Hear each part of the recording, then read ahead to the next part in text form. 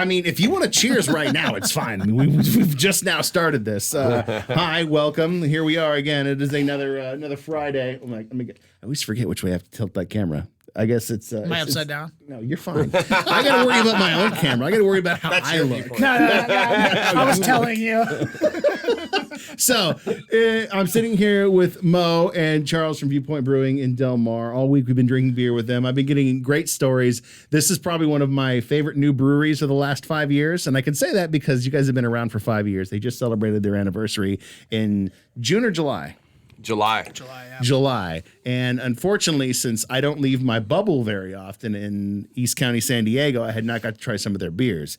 This week, they have introduced me to all the beers that I've been dying to drink for the last, couple of years. I just been, during this whole tropical fruit bomb haze experience we've seen in beer, I've just wanted something that has more substantial bitterness and incredible drinkability. And your guys' beers have done that. From the Del Martian, the Mosaic Pale, those two are by far my favorites. Now, the Penitent Man, that one I will only have to drink when I'm feeling like I really need to atone for my sins, because there we go. it is the best thing I can compare that to is something you probably have no idea about, but there was Tongue Buckler from Ballast Point back before Ballast Point got bought by Constellation for $1 billion. It was a red ale that had more hop bitterness in it than even the human body could perceive. And it was done that for a reason. But let me tell you, Penitent Man's still a crap ton more drinker than Tongue Buckler ever was. Thank you. So we're going to finish it off with one last beer. And unfortunately, you missed the good one yesterday, which was the Hop Tank Triple IPA that they did for their 5th year anniversary. And me tell you, that was a boozy hop bomb. And I still have bits and pieces of what I did last night, but I can't piece together the full story. So if I was streaming, I'm sorry, because I don't remember.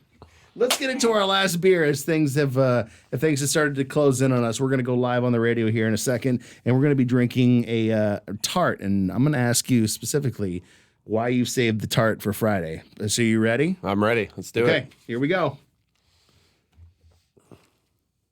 Here it is. It's Friday, and it's our last call. Are you ready for our last beer from Viewpoint Brewing in Del Mar? All week, Mo and Charles have been thrilling me with all the different beers they've been brewing, and I can't believe, and I feel bad, the fact that it has been 5 years since I've got a chance to try your beers, but unfortunately, a pandemic and living in an East County bubble has done that to me. Now, I will make it a point to venture out that anytime I'm in North County, I'm going to either stop on the way in or the way out to get some of your beers. And let me tell you, Mosaic Pale Ale, top of my list right now, my friend.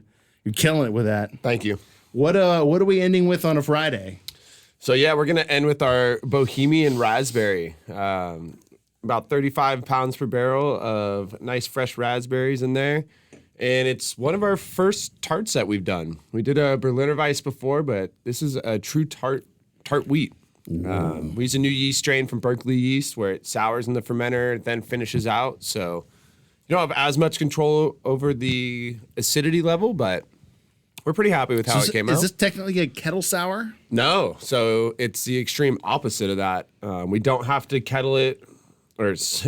sour in the kettle. We've been drinking a little too much today, I guess.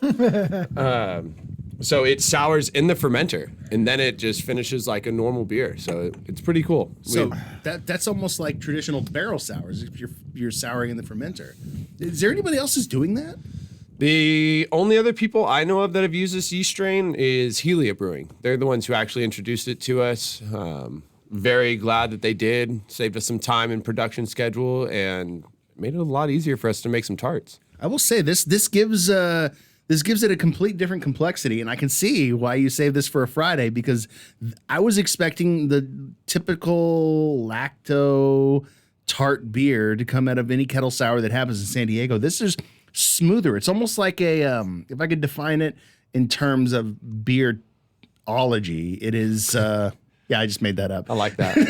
We're going to use that. This is kind of like a lager version of a sour beer where it feels more fine, it feels more refined.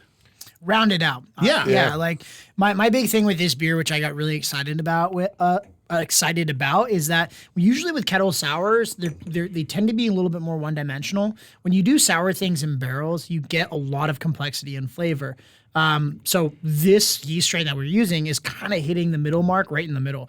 Well, duh. So the idea is that we get a little bit of that quick brewing sour, but at the same time, we still get a little bit more depth of the bacteria and the yeast working together to create those sort of unique flavors.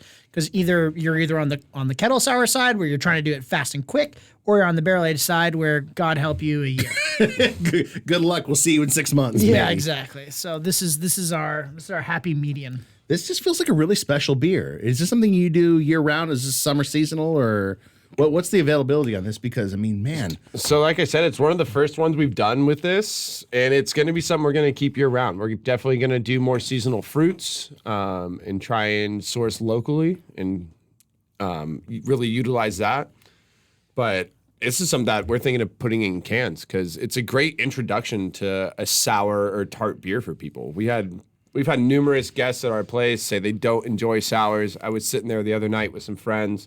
Half the table didn't want them. I brought it out, and they're like, well, this is pretty good. What is it? I was like, it's Pretty good. Yeah, I know. Pretty good. Hey, I'll take it, This It's is our first really one. damn good. Let me make a suggestion as we get into the fall season. Cranberries for the Thanksgiving dinner I like table. that. Sounds good. Okay, we can do that. Oh man. You guys have slated all week with your beers, and this Bohemian Raspberry Tart is definitely no exception to it. I appreciate you guys taking your time to come out here and hang out with me this week and introduce me to some of your beers. What is our final song? And I ask because I think I know what you want to play. I mean, Bohemian Rhapsody. I hope we play the whole song. Oh, All 7.5 minutes, right? let's respect the music. Let's play the whole song. And just like that, we are done. Let me tell you, with these guys, I can totally see why they saved this beer for last, because I was expecting something that wasn't this. And I say that with the utmost respect because this is really damn good. Like in terms of sour, kettle sours, they have their place. But this, like I said, it feels special. Thank you. Cheers. Cheers. Cheers to you. And we'll see you next week.